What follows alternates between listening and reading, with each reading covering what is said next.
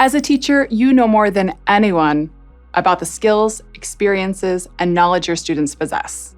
So now it's time to help them showcase those skills by learning how to create meaningful digital portfolios they can share with one another, teachers, parents, experts, college admissions officers, and future employers.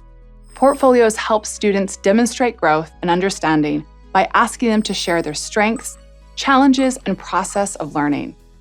What's so powerful about the student portfolios is that you get to co-construct incredible creative outcomes with each and every individual in your class. That's why, in the next 4 minutes, I'll show you how to set students up to create digital portfolios that celebrate their learning journey. Remember, to make a portfolio, students wrestle with questions like, what are my strengths and challenges? What have I learned? What can I use to show my skills? Rarely do students get time to really think through such profound questions about their own learning. All right, so let's get started. Before you get started with digital portfolios, you want to ask yourself, what are my big learning experiences or projects that I want my students to include?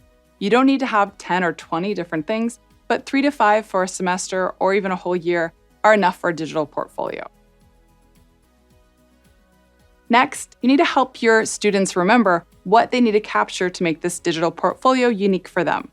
Do you want them to keep all their drafts or their initial ideas, photographs of brainstorming, and of course then the final product and reflection of their work? Finally, I think the most important thing is to give your students a structure.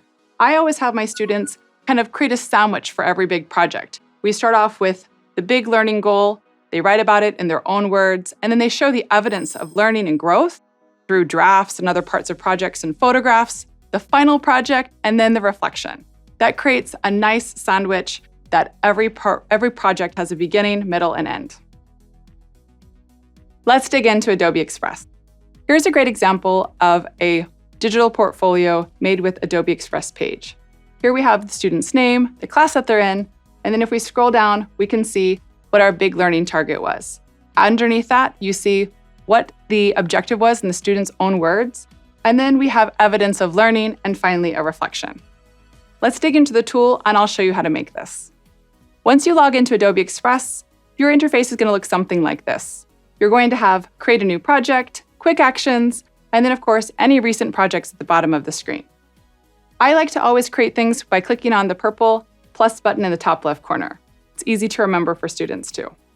I'm going to scroll down and click on Portfolio. This is opening up Adobe Express's page builder. I always have my students make the title their name, and then add the subtitle, whatever the class or year that they are in school.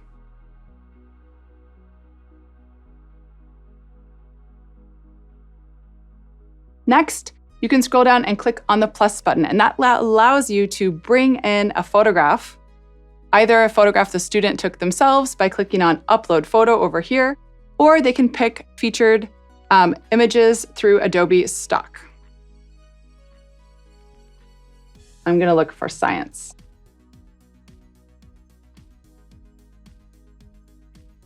Now that's the header of my site.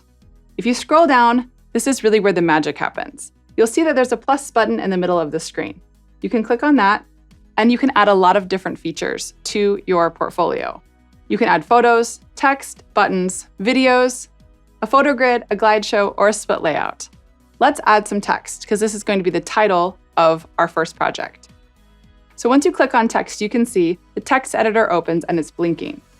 You have a few different things to choose between. You can start typing, so I might say title.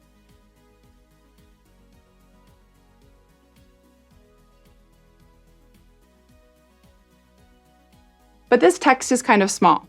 So actually I want to make it a little bit bigger and make it a header. If I select this text, you'll see that my text editor pops back up. I can click H1 or H2. Let's make it big. You can also add bullet points, but I'm going to center this. So this is now the title of my project. Next, I can scroll down and click on the plus button again. This time, I'm going to add text again, but this is going to be my descriptor of my project.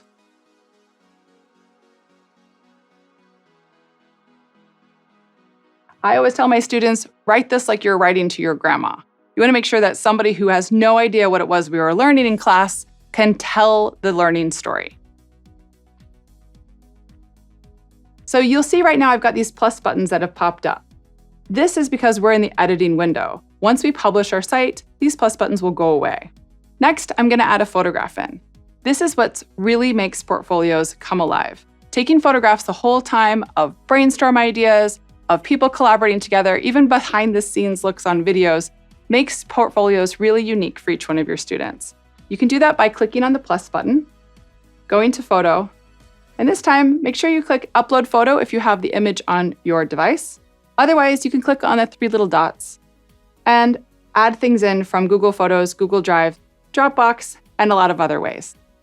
You can even take a photo directly in the editor. So let's talk about publishing your site. Once you've added everything into the portfolio, it's really simple to do. You can, of course, click at the top and click Preview and see what the site will look like once it's published. So that's it. With intentionality, you set the stage for students to share their thinking and learning.